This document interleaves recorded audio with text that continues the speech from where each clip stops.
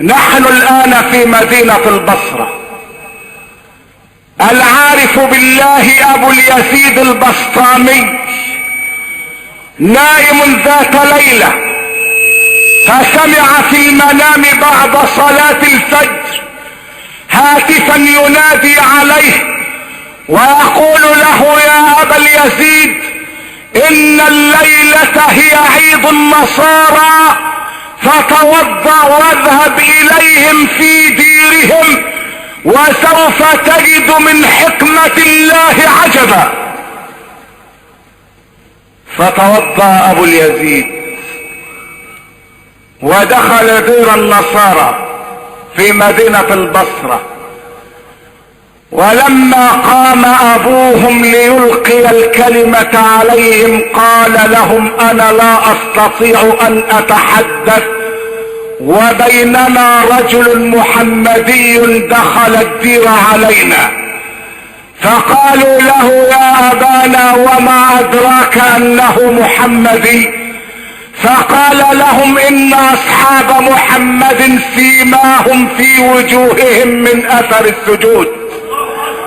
فلما أشار إلى أبي اليزيد وقال له: اخرج، قال أبو اليزيد: والله لا أخرج حتى يحكم الله بيني وبينكم وهو خير الحاكمين. فقال أبوهم: سنوجه إليك أسئلة، إن أجبتنا عنها آمنا بنبيك، وإن عجزت عن سؤال واحد لن تخرج إلا محمولا على أكتافنا قتيلا. فقال أبو اليزيد: سل ما شئت. فقال البابا: ما هو الواحد الذي لا ثاني له؟ وما هما الاثنان اللذان لا ثالث لهما؟ وما هي الثلاثة التي لا رابع لها؟ وما الأربعة التي لا خامس لها؟ وما الخمسة التي لا سادس لها؟ وما الستة التي لا سابع لها؟ وما السبعة التي لا ثامن لها؟ وما الثمانية التي لا تاسع لها؟ وما التسعة التي لا عاشر لها؟ وما هي العشرة التي تقبل الزيادة؟ ومن هم ال11 أخا؟ وما هي المعجزة المكونة من 12 التي أخبر أحد أفرادها بأنهم 13؟ وما هي 14 شيئا التي كلمت الله؟ وما هو الشيء الذي تنفس ولا روح فيه؟ وما هو القبر الذي مشى بصاحبه؟ وما هو الشيء الذي خلقه الله واستعظمه؟ وما هو الشيء الذي خلقه الله واستنكره؟ وما هي الاشياء التي خلقت من غير اب ولا ام؟ ثم ما هي الذاريات ذروا والحاملات وقرا والجاريات يسرا والمقسمات امرا؟ وما هي الشجرة المكونة من 12 غصنا، في كل غصن 30 ورقة، في كل ورقة 5 ثمرات، 3 في الظل و2 في الشمس؟ اجب يا ابا اليزيد.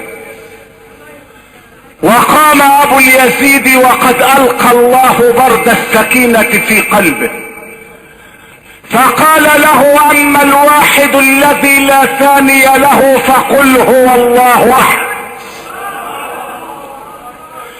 واما الاثنان اللذان لا ثالث لهما فهما الليل والنهار، وجعلنا الليل والنهار آيتين.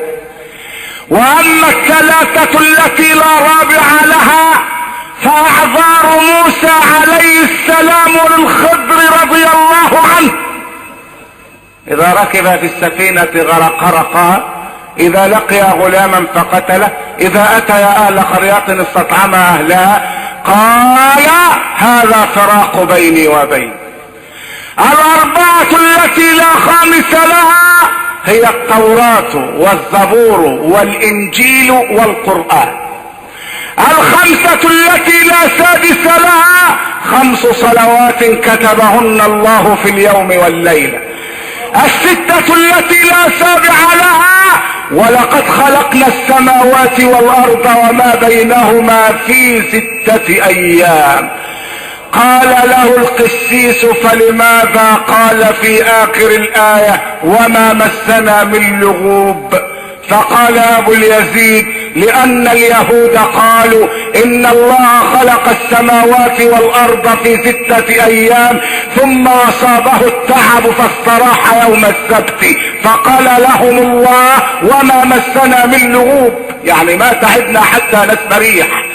اما 7 التي لا ثامن لها الذي خلق 7 سماوات طباقا، 8 التي لا تاسع لها ويحمل عرش ربك فوقهم يومئذ 8، 9 التي لا عاشر لها هي معجزات موسى على نبينا وعليه الصلاة والسلام.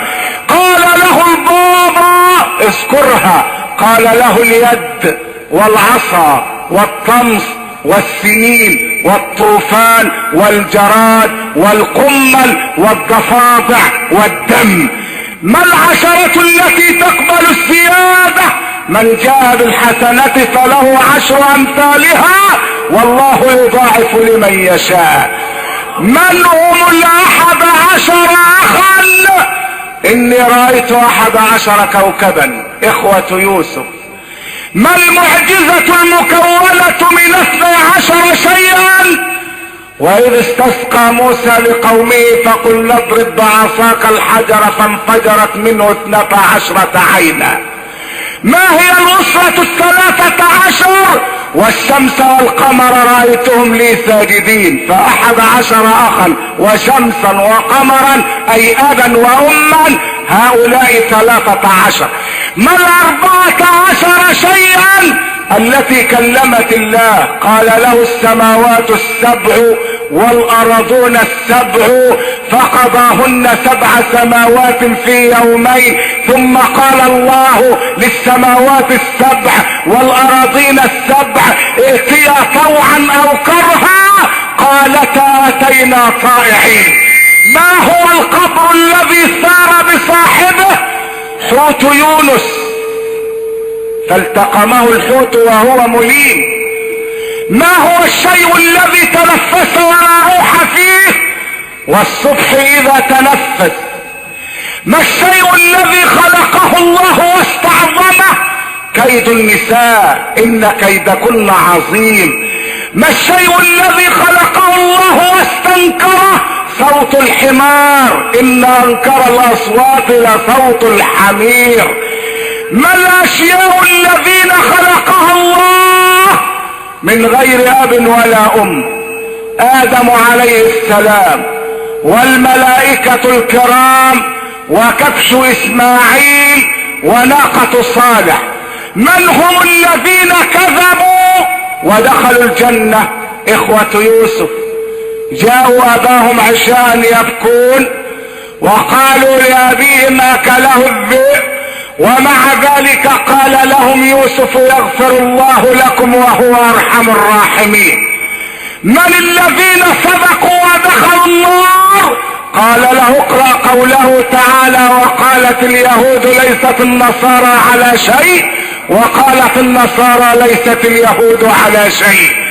قال له ما هي الشجرة المكونة من 12 غصنا في كل غصن 30 ورقة، في كل ورقة 5 ثمرات؟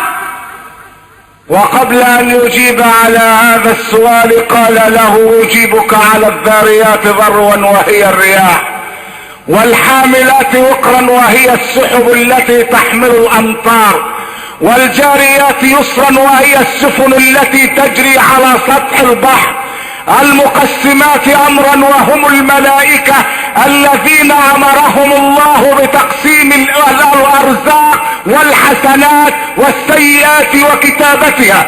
اما هذه الشجرة فهي السنة، فيها 12 غصنا اي 12 شهرا، في كل غصن 30 ورقة اي 30 يوما، في كل ورقة 5 ثمرات اي 5 صلوات، 3 في الظل المغرب والعشاء والفجر، واثنان في الشمس الظهر والعصر.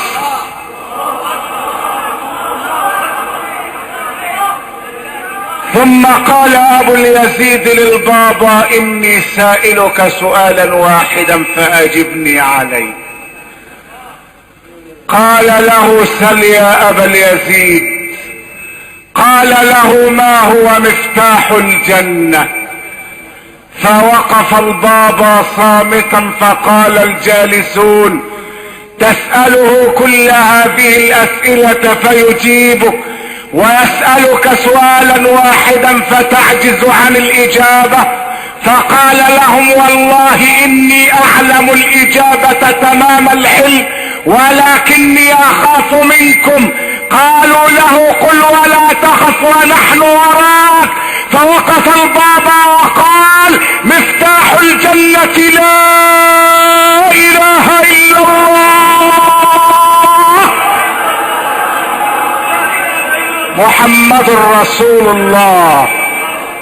فقال الجميع وراءه: لا اله الا الله محمد رسول الله.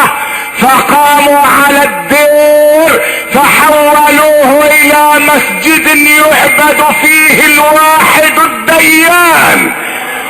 ايها الاخوة الاعزاء، اعود من مدينة البصرة الى هنا، وما ادراك ما هنا. هنا مدرسة محمد صلى الله عليه وسلم. اصطلحوا مع الله وارجعوا الى الله وتوبوا الى الله واستغفروا الله. والله الذي لا اله غيره، لقد عجبت لمؤتمر عقد في جامعة اسيوط برئاسة الاساتذة المتخصصين في العلوم الكونية، في الكيمياء والطبيعة والاحياء. اتدرون لماذا عقد هذا المؤتمر الذي نشرته الصحف بتاريخ 17 نوفمبر؟ اجتمعوا ليضعوا الخطة اللازمة التي يستقبلون بها الخطر الداهم. قلت: سبحان الله، اي خطر؟ هل الاسطول السابع سيتحرك؟ هل روسيا ستحرك قواتها الى مصر؟ اذا فما هو الخطر الداهم؟ اتدرون ما الخطر الداهم؟ خطر يسمى النمل الابيض. قال المؤتمرون ان بلاد الصعيد مهددة بزحف خطير من النمل الابيض الذي اتخذ قواعده في اعماق الارض ب5 امتار، يستعد للهجوم على قرى الصعيد. وقد سبق ان هدم مئات البيوت قبل ذلك، ولكنه سيجد المرتع خصيبا بعد السيول التي اجتاحت مدن اسوان وقنا وسوهاج والبحر الاحمر. استعداد للنمل. النمل يهدد 40 مليونا. النمل ان لم نتب الى الله يحاربنا الله بالنمل. بعد ان حاربتنا السيول لا ملجأ من الله الا اليه، ليس لها من دون الله كاشفة، ازفت الازفة، ليس لها من دون الله كاشفة. النمل. وكيف نحارب النمل؟ أنحاربه بالدبابات؟ أنرسل إليه القوات الخاصة؟ نرسل إليه رجال الصاعقة لينزلوا معه في صراع؟ أنحاربه بالمدافع؟ كيف نحارب النمل يا عباد الله؟ نحاربه بشيء واحد، هو الصلح مع خالق النمل. اصطلحوا مع خالق النمل، سيصدر الله امره الى النمل قائلا: يا ايها النمل ادخلوا مساكنكم. اصطلحوا مع الله وعودوا الى الله واستغفروا الله